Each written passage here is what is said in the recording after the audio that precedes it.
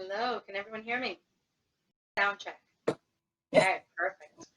Perfect. Well, thank you all, PQMD audience, for joining us today for a very timely discussion on resilience.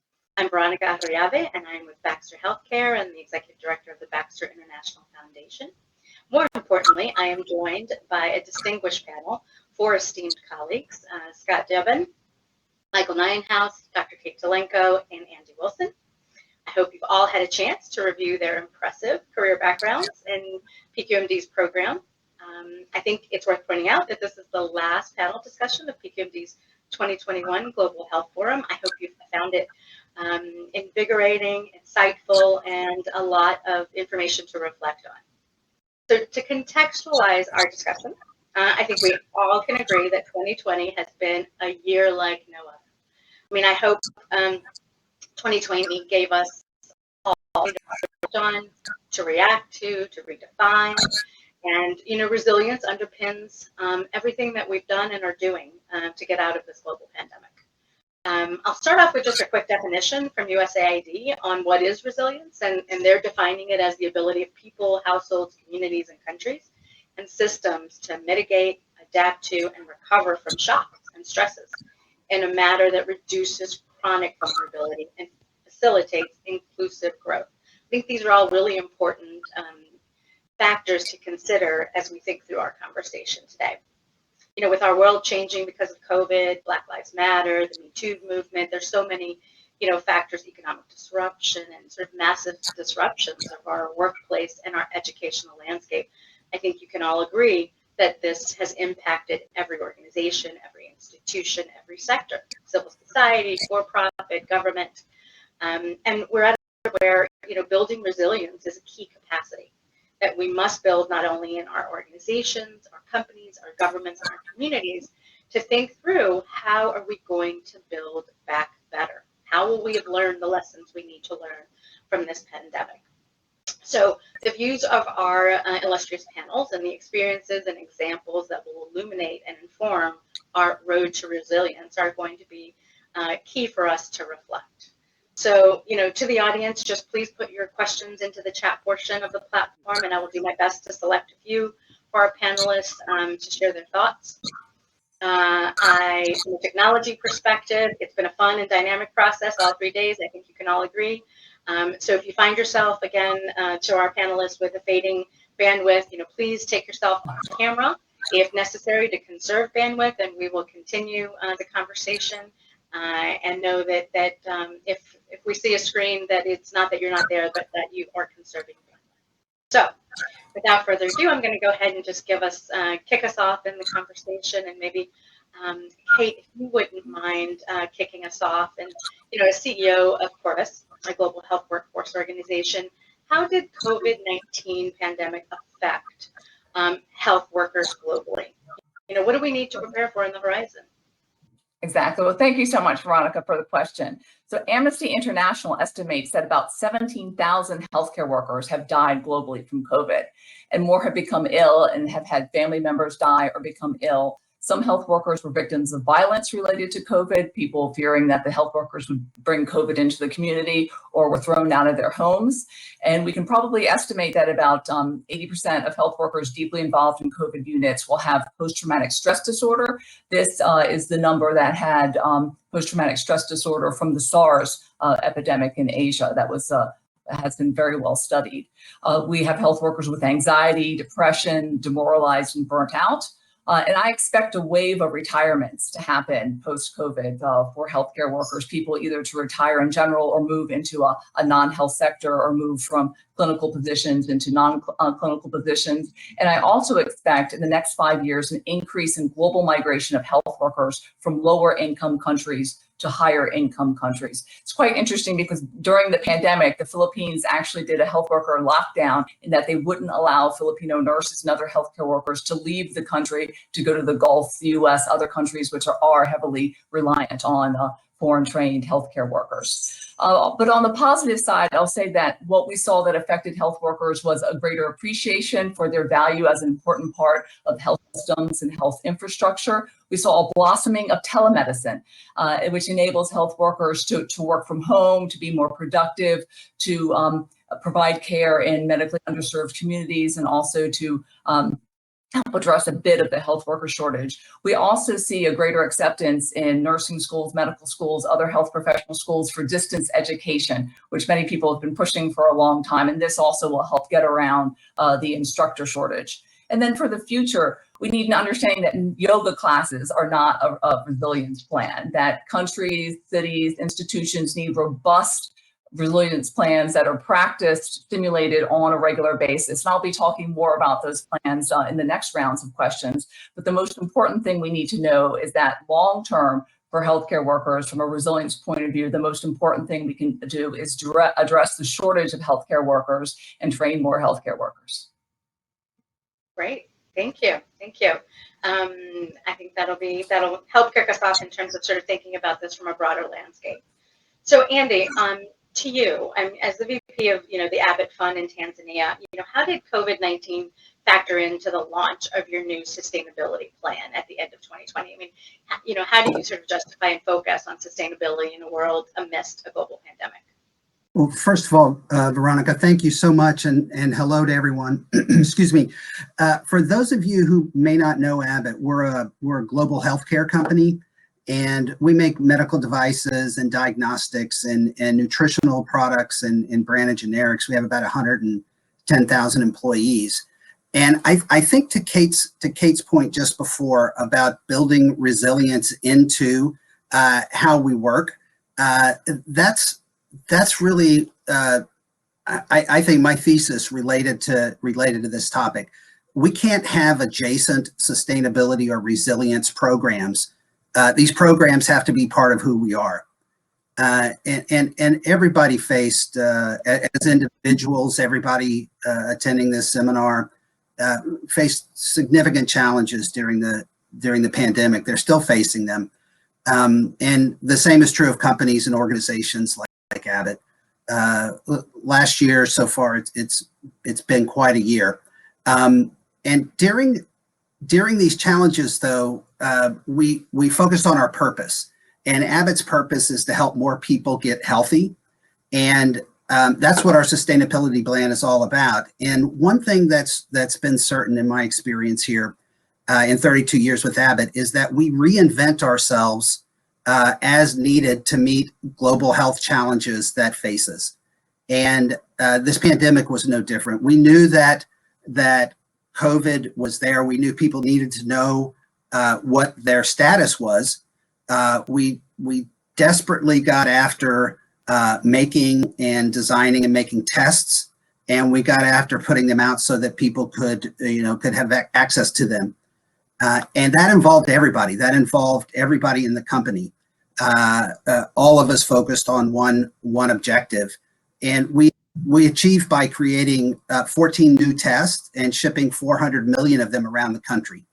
And that only happened, again, by an integrated approach. Manufacturing, scientists designing the tests, building a facility in 3 months, our logistic folks coming together to source raw materials in a world that had been shut down. And at our core, we were able to adapt. So the world's going to keep facing immense challenges. We all are.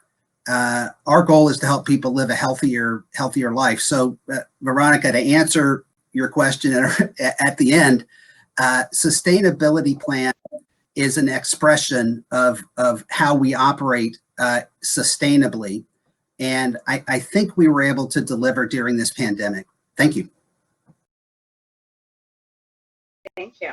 Thank you. And, I think all corporations are sort of looking at, the resilience capacity and the ability to adapt and respond to disasters. And I think that's true for the NGO sector. I mean, both in terms of serving our own employees and expanding our missions and advancing them. So, Scott, I'll turn to you, as a healthcare logistics expert within the government and NGO, with government and NGO experience, how does the private sector engage? How do we improve of the logistics activities within a country.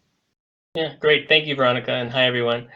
I think just to give it a little context, right now, we've seen over the years, the health service delivery has really improved dramatically. And not only are we improving health service delivery, but broadening the folks who have access to that. And then we're now making more patient-centric healthcare delivery by, for example, allowing more sites where people can access health care or collect their medicines. Those great strides have impacts on the supply chain, on the logistics that's required to support them. We increase the amount of distribution sites, we increase the amount of products, and therefore the pull on the warehouses as well as the transportation need to be met. And this kind of happens in two ways. Donors often support government's efforts through their central medical stores, as well as through parallel supply chains utilized in the private sector. What we're understanding is that this is sometimes hard for governments to keep up with the demands that are placed on them, separate from COVID, and COVID certainly exacerbated that. But now we're saying to governments, talking with them and learning what could be outsourced, what is not in one of your core competencies that could be outsourced. And even for donors, rethinking how we engage with the private sector. But the private sector works in a very competitive industry, and they're seeking out new technologies. And so they allow us to bring the technologies which are needed to provide the support to the service delivery that's required. And referring to things like GS1, technologies that provide visibility, able to track and trace. And as well as the flexibility as demands increase on the supply chain, governments can't scale up as quickly, and being able to in part rely on the private sector or in whole is an important element to ensure that the logistics is there to support the healthcare efforts. And this time now we talk a lot about private sector engagement, but what that means really for logistics is for us to determine what we would like to see from the private sector in terms of transportation and warehousing support. It's not a new thing for us. We've been outsourcing this type of work for a long time, but how do we rethink that to get what we really need to support us in these countries? How do we bring the technology that is utilized in other countries into the low and middle income countries? But it's a really exciting opportunity, and there's a lot of interest from the private sector to support this operations. And it's really what will be needed for us to grow the patient-centered health delivery that we are working towards, and ultimately universal healthcare coverage. Thank you, Scott. I think you make a great point around, I think playing to our strengths. I mean, I think every sector has its ability, its capacity, and its expertise. And I think bringing that together is going to be, I think, the key to accelerate partnerships and global engagement. So thank you for that. Thank you for those comments. So Michael, on to you. As CEO of UNICEF USA, where do you see the organization, where have you seen the biggest challenges in this global pandemic? Both as an employer and as an organization, obviously committed to the relentless pursuit of a better world for every child. So I think it'll be an interesting perspective. Yeah, thank you, Veronica. It's really great to be here at PQMD. As the relatively new CEO at UNICEF USA. This is the third organization I've led that's been involved in PQMD, so I feel like I've been around this organization quite a while. It's really great to reconnect and be with all of you. Yeah, I would say the biggest challenges have been the disruption in field programs for UNICEF across the globe. That starts with things like our annual vaccination programs that we do for children. UNICEF vaccinates 45% of the world's kids every year. It's one of the core things that we do that's critical to the health of children as they grow.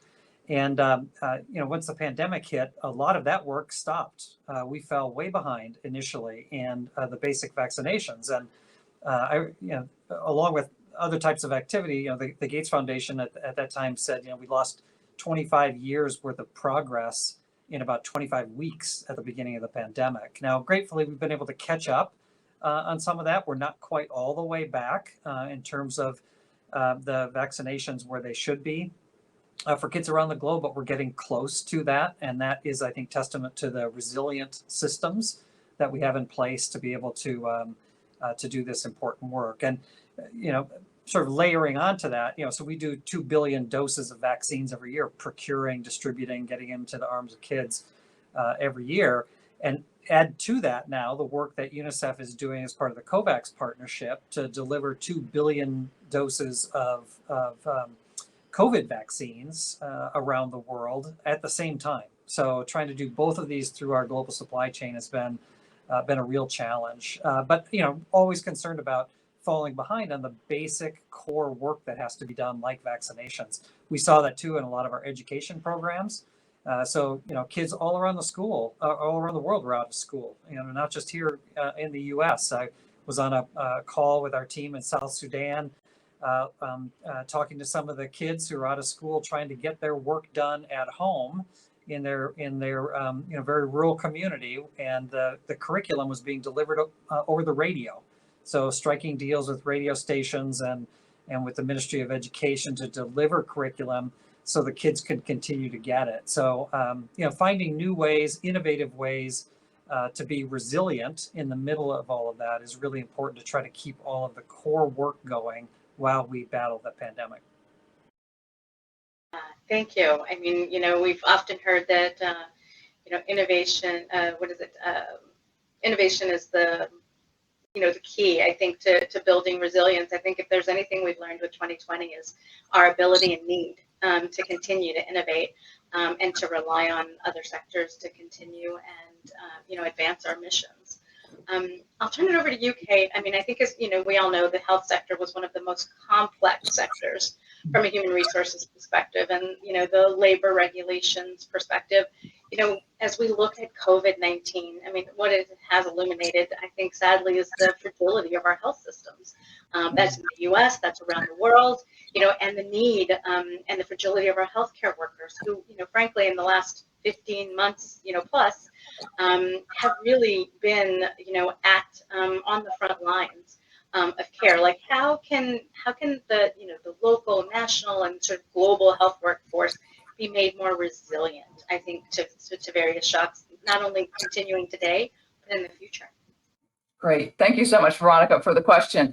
First, I want to mention that Rockefeller Foundation has a very good resiliency framework that you can look at. We've actually posted it in the on the, I guess it's community board here, so I'd recommend people take a look at it. It was developed with Rockefeller and their partners as part of their Resilient Cities initiative, and really is a nice framework for thinking across all the 6 building blocks of health systems on how to make them more resilient. It includes things like systems need to be redundant, they need to have communications, they need to be robust, and qualities like that. And I use it when I help design resilient systems.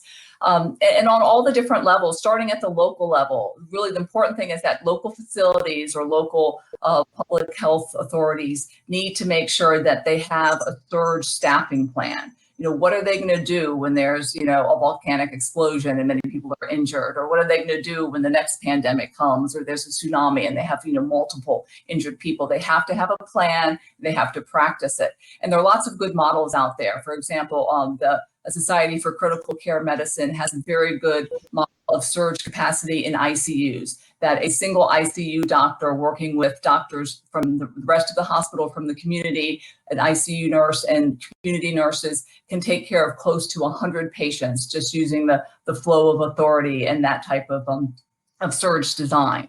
At the national level, countries are going to have to change the laws about health worker regulation and licensure. We actually saw this in the US. Health workers were unable to move across states. It affected not only their license, but also the legal liability and medical malpractice. And for example, in the EU, we saw that it was easier for the French to move sick COVID patients from France to Germany by train than to move German healthcare workers to France, just from a licensing and legal liability point of view. So at the national level, we need to make it easier for health workers to work in different facilities, and also easier to reactivate retired healthcare workers as well. And then on the global level, we need to look at the possibilities of during an emergency, having some type of agreement that can trigger reciprocity, that, if there's a a physician licensed in Nigeria, that they can then go work in Algeria or can go work in Egypt. That's the type of legal framework for health workers that we need. And then as far as on the national, local and international level, what we can do regarding the numbers of healthcare workers, we really have to have a Marshall Plan level of investment in training more healthcare workers. It's the largest, fastest growing labor market. And with the aging of North America and Europe, we're going to literally need about 18 million healthcare workers. So that's what needs to be done on the global scale. We have quite the road ahead of us. I thank you for illuminating, I think, those very interesting statistics around, the reality facing us. And I think the stark reality facing our global health workforce. Andy, I think I'd like to go to you, if you don't mind. And I'm trying to reflect on this in terms of the work that you do in Tanzania and with the Abbott Fund, and sort of realizing, you realized long ago, I think, the link between strong health systems and resilience and sustainability. How does the work in Tanzania sort of fit, right, within the realities of the global health workforce, sustainability, and sort of keeping these programs running and going in the developing world context? Thanks so much, Veronica. And before I get started, I do want to acknowledge the health workers that I speak with every day. And to Kate's point, it's been a horrible and challenging year for those on the front line. And my hat is so off to them. I'm proud to know a lot of people that are out there helping and fighting the pandemic. The Abbott Fund is the philanthropy of Abbott. We're a 501c3 in the United States. The Abbott Fund Tanzania is a registered charity in Tanzania. And we have a staff of about 20, and I've been running that program for years. And, when we think about resilience, I get back to my thesis before that it needs to be built into everything that we do. If we don't have sustainable systems when a crisis hits, they're not going to be there. So one good example, I think, of one of our programs in Tanzania was building out emergency medicine. In 2009, emergency care did not exist in Tanzania. There were no emergency departments, and the government of Tanzania came to Abbott Fund and asked us to build one. And the initial thought was, okay, building the facility, not that hard, right? We design the facility, we procure the equipment, and then we've got a facility. Well, you have to make sure that systems are in place to maintain the facility and the equipment. You don't have any doctors or nurses trained in emergency care, so we had to start a residency program at the university. We brought 100 different clinical faculty from around the world to do bedside clinical mentoring and didactic training in emergency medicine. At the end of 3 years, there were faculty in Tanzania that graduated from the program that now teach the program. You needed to make sure that the service you delivered was the very best. So people would come into this government hospital, and it was in a government hospital. People would come in there to receive care because they knew that it was the best care. And this is a tricky thing, right? In healthcare, you don't like to talk about the money that institutions need to charge for the healthcare that they provide. In this government hospital, what we did was we worked with the government, and we noticed that after we opened this good service, people with money were coming to the public hospital. And the public hospital only knew how to charge $7 because that's what they charged, right? And if you went to an A&E at the private hospital down the road, they paid $1,600. Better care at the public hospital, they charge $7. So what we did was work with them on a sustainability strategy for financial sustainability. Everybody gets treated if they're sick. That's the first thing. But those that can pay. And 30% of the people paid. And with that, in this capital city in Tanzania, the department in 5 years became self-sustaining. It pays for itself. And that funds the education of more physicians. It funds the maintenance of the facility. It ensures that there are supplies in hand when they're needed. And the amazing thing was that within the first 2 years of this department being open, the mortality rate, the hospital-wide mortality rate dropped by 40%, 40. Amazing impact on health. And the cool thing is that the government liked it so much that they're rolling it out across the country. We've in the past years built 4 new emergency care departments, and we're working on a village level program in the future going up. Thank you so much. That's all I got. I can talk all day. I love this stuff. And we'd love to hear you all day. And we may sort of come back to you at one point to do a separate webinar to hear more about the sustainability model that Abbott has adopted. Scott, I'll turn it to you. I mean, reflecting on, both, what all of our panelists, right? Michael, on, innovation in the face of building the resilience and building that muscle, and it, really the mother of invention tends to be necessity.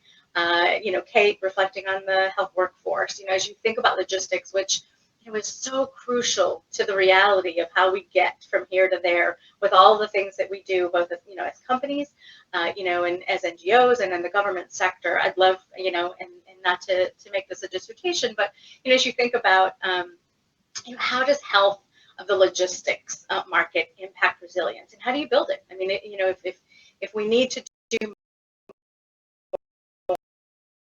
more. Thank you for the question. And Scott, you might be. Can you hear me now? Yes. Yes. Okay, great. Yeah, no, it's a great question. Thank you. Just as with health workers, the other essential workers are the folks in the logistics industry. And as we mentioned, the logistics industry is very capital intensive, and this is a reason that it's challenging for governments to maintain such an industry capacity themselves. And we need to think about that as we're working with companies, logistics service providers in the countries we're operating. They are necessary, but having a healthy market is really important. As we engage with the private sector, we have to think about the health of the private sector and not just assume they will be there. We have to be intentional with our efforts of how we deliver our service, our spend, how we allocate our spend. It can be very easy for an implementer or even a government to tend to go with the same providers over and over again, but that really isn't healthy for it. What we want to see is that the spend is distributed across those who are able to provide the work. They can provide the work perhaps at different levels depending on the size of the company, but we should be giving them work that's adequate to their capabilities. And over time, they will invest more and grow. A lot of the investments will not be made unless they're aware of the work or given work to be done, but also have a length of contract which makes it reasonable for them to invest. So we have to think about what actions do we have on the donor side and even on the government side that will promote the health of the market so it's there when we need it. So as we step back and governments are the ones interacting with the private sector, that it is healthy and that the relationship is healthy between the government and the private sector, and that the private sector is wanting to do business with the government and vice versa. This is all part of a healthy market that will be there for the future when there's the needs we expect, but the needs we don't expect, which we're seeing right now. And just a little bit more on that, Scott. I mean, I think, how, in your world, especially from a logistics perspective, how would you imagine we could build that capacity? Like, is it about stakeholder engagement before a disaster? Is it about building those relationships, from a partnership perspective? Is it about building forums or networks that sort of create those platforms and convening opportunities? Like, how would you imagine that? I'm just sort of getting a little bit more at the how. Yeah, definitely this is what needs to happen beforehand. And there's really great technologies out there which allow us to access a variety of providers in a simpler way than we had before. The typical contracting method, identifying suppliers, it is slow, it limits who you interact with, it's often a very paper-based system. So in a way, just how we moved from typical taxi companies to Uber, you change the process. It becomes a digital process. You now can access many more people than you could before, in that sense, but in our sense, many more providers. And not only is it going to be important to access a number of providers in a more efficient way and quick way through technologies that allow for online logistics marketplaces, but also to access people in the communities, because a lot of our delivery is, most of it is down in the rural areas. So last mile distribution is the most challenging, and it's very hard to address that with the very centralized logistics companies who have whose resources sit centrally and have trouble accessing rural areas for delivery or collection of lab samples. And so if we can figure out how to mobilize individuals who are in these areas, same with that Uber analogy of how do you mobilize individuals who are ready to work and they're in all different locations. We really see that of people who have a bicycle or a motorbike or a car. How do we get them on a platform, utilize them to really increase the reach, but also increase the competition, reduce the cost? I think this is very important for our industry, but will serve countries really well as you see transportation becoming part of e-commerce and their day-to-day lives, which many of us have experienced ourselves. And transportation having a seat at the table when we're talking about global health and development. I think a Yes. very important piece. Great point. Okay, great. Thank you. So, Michael, sort of reflecting on, I think, what our peers have shared, your own experience, obviously leading 3, major global health organizations, help us pull it all together, right? Why is it more important than ever, no matter which sector you might sit in, to pair resilience with multi-state sector and multi-stakeholder action? What is our biggest opportunity ahead? And Michael, you're on mute. Never fails. A little bit of noise coming from outside on the street here. Yeah, I'm just going to echo some of the comments from some of my colleagues here, and Andy talked a lot about systems already. So I want to go over that again. We really need to think more about systems, strengthening systems, making systems more resilient.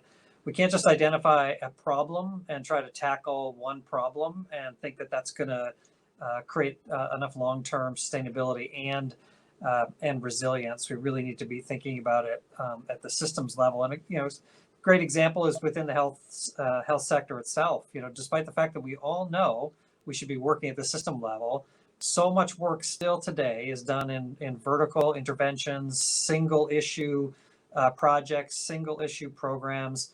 And they're all fine, but they're not going to be as resilient because they're dependent on a health system that is not strong enough. And we've seen that, in so many ways, and the pandemic has helped to show that again. So, what if instead we really did invest in strengthening the health system right down to the local health center? If we made sure that the health center itself was efficiently designed and operated, had good access to water, sanitation, electricity, had appropriate and decent equipment right for its setting, had ongoing training for the heroic health workers that are in it, strengthen them, help them be more resilient so that they can respond to the challenges in their own community, and then let them do what they do best, which is to handle the multiple health issues that come across their desks and tables every day. Make the people and the facility itself the target rather than one particular disease or condition. Of course, I'm not saying anything new here. We've all been talking about this. We all agree with it.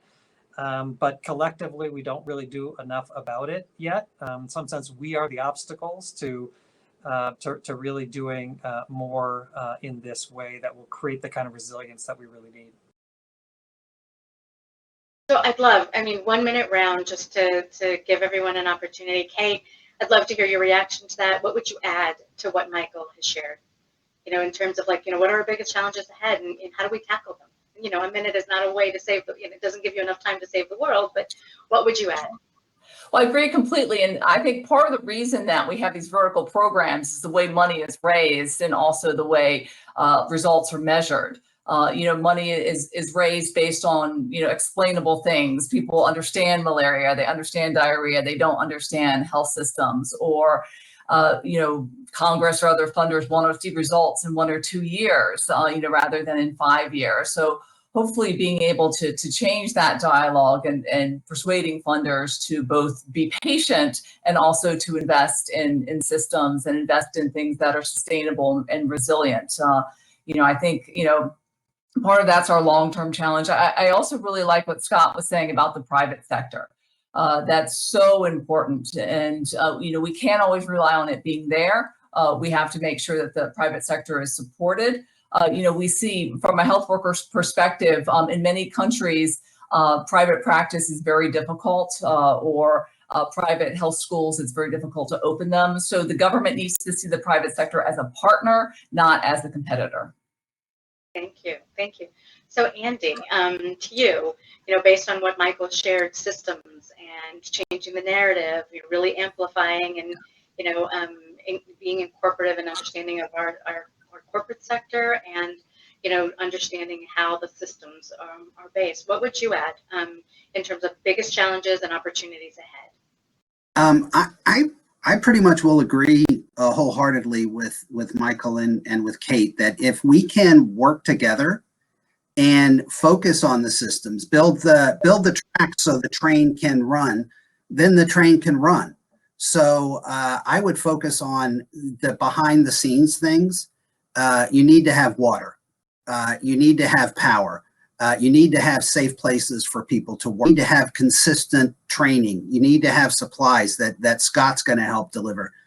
When those things come together, you can really accomplish something. And countries then can become strong and independent on their own. So thank you all. Yeah. So Scott, the weight of the world. So you're going to deliver all the products that we might need to end global pandemics and the rest. So, what would you add? Anything to what Michael, Kate, and Andy, any other nuance or thoughts or concepts that you would want to add? Yeah, thank you. I think a few things. One, I would say that we in the healthcare industry, public health industry, need to be very clear with our expectations and our needs from the private sector. I think often we go to them taking the services they provide just as they are, but we are in a position, we are paying for those services, they are not donated, to ask for what we need, right? Separately, we need to work with governments to help them understand the options of outsourcing, help them understand what their competencies are so they can determine what should be insourced versus outsourced. But also a big roadblock is around the assumption that that outsourcing is more costly. But we often find that the governments are not familiar with the cost of their own supply chain. So it's very hard to compare apples to apples, as well as the performance of their supply chain isn't necessarily known completely.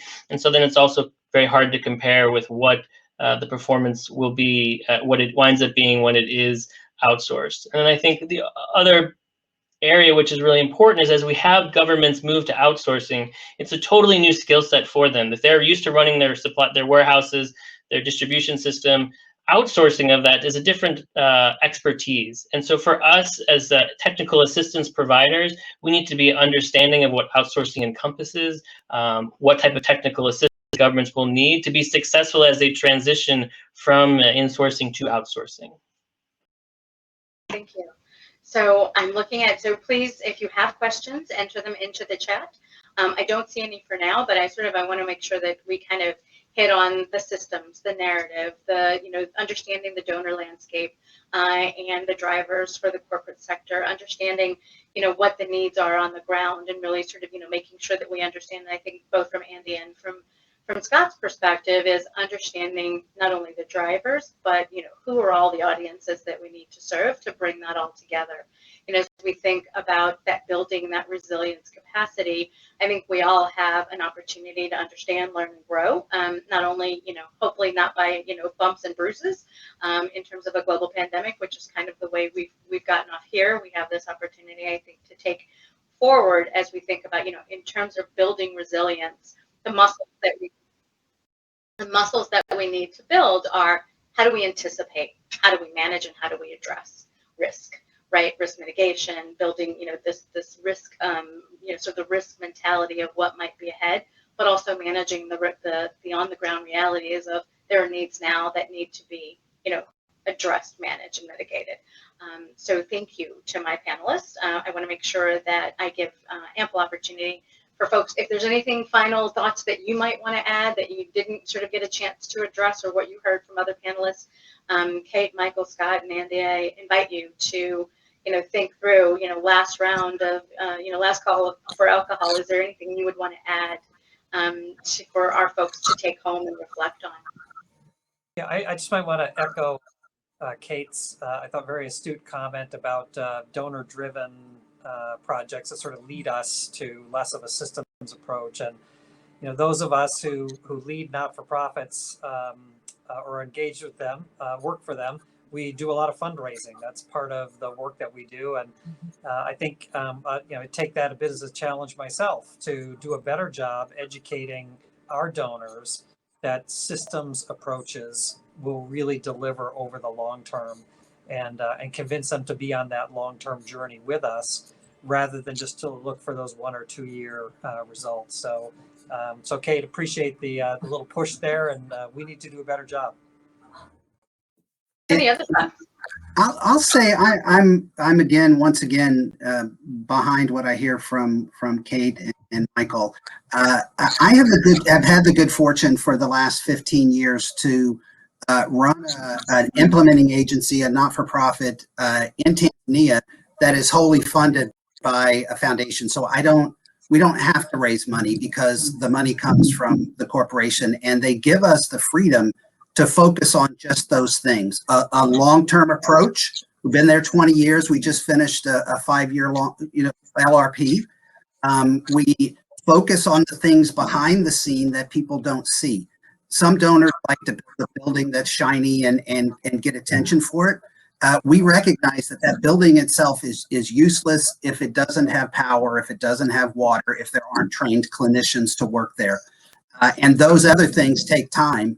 And the end result, though, the impact can be phenomenal. Like the medicine thing I said, 40% reduction in mortality. That's like 200 or 300 lives per quarter in one location that were alive that wouldn't have been, but for the vision of the government and the vision of the foundation that I support or work for. So, by the way, Andy, that was great to hear. Did I hear you say implementation? You get to do implementation without fundraising. I want your job next. It's the best one. We've got 20 people. We got 20 people in Tanzania. I lived in Dar es Salaam for 4 years. I love the country, and our team there.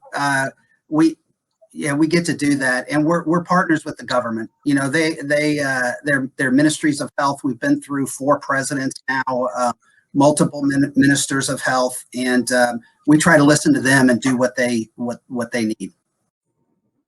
So I have a quick question that came in through the chat. So, all of you have a vision into the front lines of these systems, right? And that's not just in terms of healthcare workers, but all the needs that might be happening on the front lines. What action themes of resilience are you hearing, given the tension of pressing immediate needs? Like, where is the tension? What are you seeing as it relates to front lines? The tension we're seeing is a lot more health worker strikes. It's really going up, and we even have some strikes in the U.S. and strikes in Africa and Asia.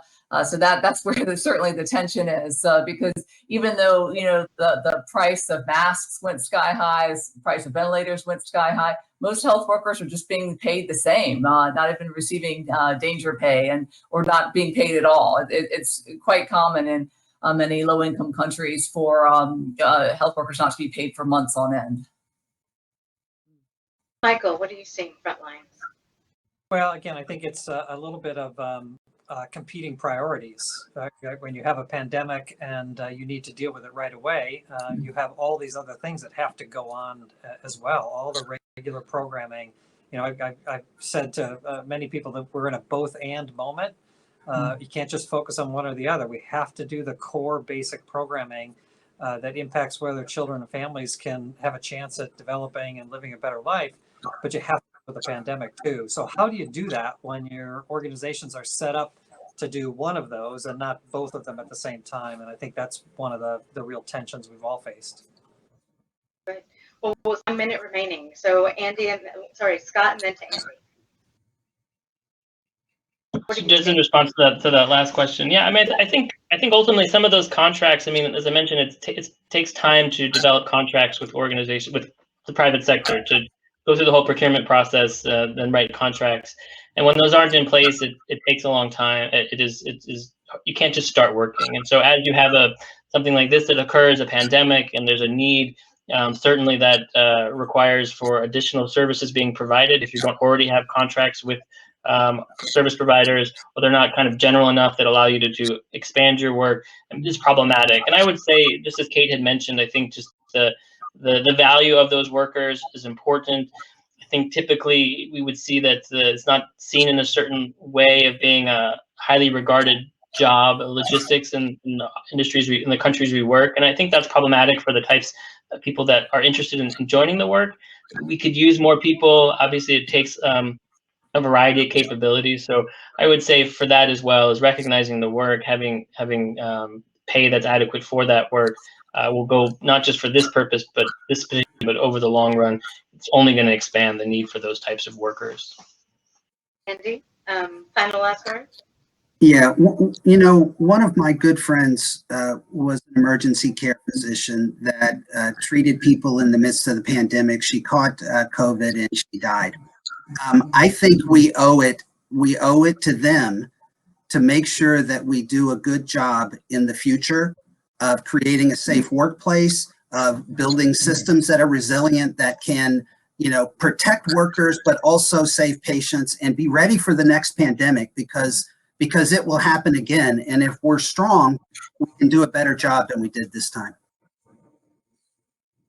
So with that, I hope our speakers have filled your resilience ideas basket with examples and expanded, I hope, your resilience mindset. I mean, I think at the end of the day, our work will be to engage, create, and catalyze change. And hopefully that will be accelerated in the health, economic recovery, and social recovery of the landscape that we're living in now. So, you know, with that, big round of applause for our speakers. We want to thank them kindly for, again, just sharing the journey of their insights and their experience and their perspectives. So thank you all very much again for joining us. I hope that you've enjoyed the discussion as much as I have.